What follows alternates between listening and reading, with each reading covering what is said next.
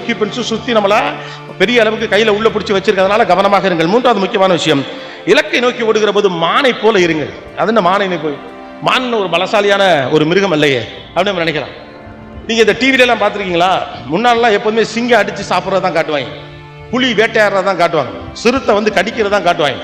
இப்பெல்லாம் நிறைய மீடியால நிறைய விஷுவல்ஸ்லாம் வர பிறகுதான் தெரியுது ஒரு சாதாரண சின்ன மிருகம் சிங்கத்திட்ட சண்டைக்கு போற காட்சியை இன்னைக்கு நம்மளால பார்க்க முடியும். ஒரு சாதாரண பறவை நம்ம நினைச்சிட்டு இருக்கிறது உள்ள புகுந்து முதலையோட தலையில கொத்திட்டு எந்திரிச்சு போயிட்டே இருக்கு. அதெல்லாம் முன்னால நமக்கு விஷுவலா கிடைச்சதில்ல. அரிதாக கிடைக்கிற விஷுவல்ல அதிகாரம் மிக்கக்கூடிய சிங்கம் புலியும் சிறுத்தையும் வேட்டையாடுகிற காட்சிகளையும் நான் பார்த்திருக்கோம். நீங்க அந்த மாதிரி டிஸ்கவரி மாதிரி சேனல் அல்லது விலங்குகள் பற்றி நல்லா காட்டக்கூடிய சேனல்களை போய் பாருங்க. நான் ஒரு காட்சி பார்த்தேன். ஒரு சிறுத்தை ஒரு மானை விரட்டுகிறது, ஓடிக்கிட்டே இருக்கு. அந்த மான் அது என்னென்னமோ முடி பார்க்குது, சிறுத்தையால முடியாம ஒரு இடத்துல அப்படி நடந்து போயிடுது. எனக்கு ஆச்சரியமா இருந்துச்சு. நான் போய் இன்டர்நெட் எல்லாம் செக் பண்ணி பார்த்தேன். சிறுத்தையுடைய வேகம் என்ன, மானுடைய வேகம் என்ன கம்பேர் பண்ண முடியல. இருப்பதே வேகமாக ஓடக்கூடியது சிறுத்தைங்கிறாங்க. சிறுத்தை என்பது மிக வேகமாக ஓடக்கூடிய விலங்கு. அதோடு ஒப்பிடுகிற போது மானால் அந்த அளவுக்கு வேகமாக ஓட முடியாது. மானாலும் வேகமாக ஓட முடியும் என்றாலும் கூட சிறுத்தை அளவுக்கு ஓட முடியாது. ஆனாலும் சிறுத்தையில இருந்து மான் எப்படி தப்பிக்கிறது யோசிச்சு பாருங்க. ஒரு கட்டத்துக்கு மேல ஓடிட்டு டக்குன்னு அப்படியே லெஃப்ட் எடுத்து ரைட் வாங்கி அது பாட்டுக்கு இண்டிகேட்டர் போட்டு போயிடுது சிறுத்தை. ஏன் இது போயிடுச்சு? ஆழமா உட்காந்து யோசிச்சு பார்த்தீங்கன்னா ஒன்னே ஒண்ணுதான். சிறுத்தைக்கு இந்த மான் இல்லைன்னா இன்னொரு மான் இருக்கு, ஆப்ஷன் இருக்கு. மானுக்கு ஒரே ஆப்ஷன் தான், தப்பிச்சே ஆகணுங்கிற option. But there is no option that you will survive. மானுக்கு ஆப்ஷனே கிடையாது. போனா போனதுதான். இன்னொரு உயிர் எக்ஸ்ட்ரா உயிர்லாம் குளோனிங்ல எல்லாம் எல்லாம் வச்சு அங்க ஒன்னொன்னுலாம் இல்ல. நான் ஒத்தாள் தான், தப்பிச்சே ஆகணும். ஆனா சிறுத்தை மனசுல என்னன்னா எதுக்குடா ஓடி களைச்சுக்கிட்டு டயர்டா இருக்கு, இல்லைன்னா அங்கிட்டு இன்னொரு மான் இருக்குது, அந்த மான் இல்லைன்னா இந்த மான் எந்த சொந்த மான் அப்படின்னு இன்னொரு மானை பிடிச்சிட்டு போலாம். It's an option. ஆனா இலக்கை நோக்கி ஓடுகிற போது ஆப்ஷன்ல திங்க் பண்ண பழகு.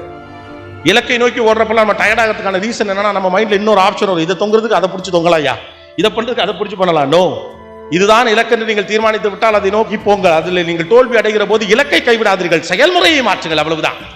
When you are trying to reach some destination, if it is not working out, change the approach towards the destination, but not the destination. உங்கள் இலக்கை மாற்றக்கூடாது. இலக்கை அடைவதற்கான வழியை மாற்றுங்கள், இலக்கை அடைவதற்கான செயல்முறையை மாற்றுங்கள். அதே நேரத்தில் இன்னொரு விஷயத்துல கவனமா இருங்க. நடக்கவே நடக்காத ஒரு விஷயத்தை பிடிச்சி தொங்கிக்கிட்டே இருக்காது. இது நடக்கவே நடக்காதுன்னா விட்டுட்டு போங்க. ஈகோவெல்லாம் இருக்கவே கூடாது. தேவையில்லாம ஒரு விஷயத்தை பிடிச்சிட்டு அது விடாமுயற்சி நீங்களே பேரெல்லாம் வச்சுக்கலாம் இருக்கப்படாது. அது நடக்காது உங்களுக்கு தெளிவாக தெரியும், அது தேவையில்லாது உங்களுக்கு தெளிவாக தெரிந்த பிறகு அதை தொட்டு விட்டோம் என்ற ஒற்றை காரணத்திற்காக அதை தொடர வேண்டும் என்ற எந்த அவசியமும் கிடையாது. அது ஒர்க் அவுட் ஆகாது, நடக்கவே நடக்க போறதில்லை, அது தேவையும் இல்லை என்று முடிவெடுத்து விட்டால் அதை விட்டு வெளியே வந்து விடுங்கள்.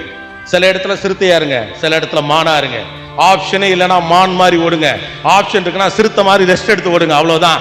சிறுத்தையாக இருக்க வேண்டிய இடத்துல சிறுத்தையாக இருங்கள், மானாக இருக்க வேண்டிய இடத்துல மானாக இருங்கள். அதனால life is of a purpose. ஒரு கதை ஒன்று சொல்லுவாங்க. ஆப்பிரிக்கா காட்டில் காலை ஒரு சிங்கம் எழுந்திருக்கிறது ஒரு மானை வேட்டையாட. ஆப்பிரிக்க காட்டில் காலை ஒரு சிங்கம் எழுந்திருக்கிறது ஒரு மானை வேட்டையாட. அதோட பர்பஸ் அவ்வளவுதான்.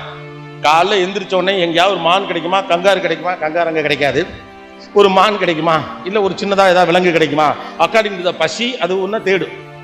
காலையில் எந்திரிச்சோன்னு ஒரு மான் என்ன யோசிக்கும், எந்த சிங்கத்திட்டையும் சிக்கிறப்படாரா இன்னைக்கு, கடவுளே காப்பாத்து அப்படின்னு வடிவேலு சொல்லிட்டு போற மாதிரி சிறுத்தைகிட்டயோ சிங்கத்துக்கிட்டே தன்னை விட பலம் பொருந்திய மிருகத்திடமோ இரையாகி விடக்கூடாது. Everybody have a purpose. ஆனா ஒண்ணு இருக்கு, பசிக்கு துரத்துறவனை விட உசுருக்காக ஓடுறவன் ஓட்டம் தான் வேகம். பசிக்கு துரத்துறவனை விட உசுருக்காக ஓடுறவன் ஓட்டம் தான் வேகம். ஆம்பிஷன் அப்படி இருக்கணும், ஆம்பிஷன் அப்படி இருக்கணும். நீட்னா பாயணும். பிள்ளைங்களுக்கு அந்த ஸ்பேஸை ஃபில் பண்ணி கொடுங்க. அதுக்காக வெறி பிடிச்சதனமா அதான் சொல்ல, இதுல ஒரு பேலன்ஸும் இருக்கணும். சில நேரங்களில் இந்த மாதிரி ஊக்குவிப்பு பேச்சுக்களை சொல்லல வெறி பிடித்தமா வீட்டில் போய் மொங்குன்னு குத்துறாங்க. கோபி என்ன சொன்னாரு, நீ உடனடியாக அதை செய்து விடு அப்படின்னு. ஏன்னா உலகத்துல ஈஸி உத்தரவு போடுறதுதான் இல்லையா. எங்க அம்மாலாம் அட்டகாசமா ஐடியா கொடுப்பாங்க. நான் சின்ன பிள்ளையா இருக்கப்ப, ஏன்னா அவங்க வீட்டுக்குள்ள இருந்து தானே சொல்றாங்க, நீ என்ன பண்ற, நேராக கடைக்கு போற, நேராக கடைக்கு போறோம் இருந்தாலும், ஏன்னா நமக்கு தெரியாதுல்ல, நேராக நீ கடைக்கு போற, கடைக்கு போயிட்டு கடைக்கார்ட்ட எங்க அம்மா சொன்னாங்கன்னு சொல்லி, எது காசு கொடுத்தா தரப்போறான், எங்க அம்மா சொன்னாங்க நான் கடைக்கார்ட்ட சொல்லணுமா, அப்படி சொன்னோன்னா எவ்வளவு பயந்துருவாங்க. வெங்காயம் வாங்கிட்டு வா, சரிம்மா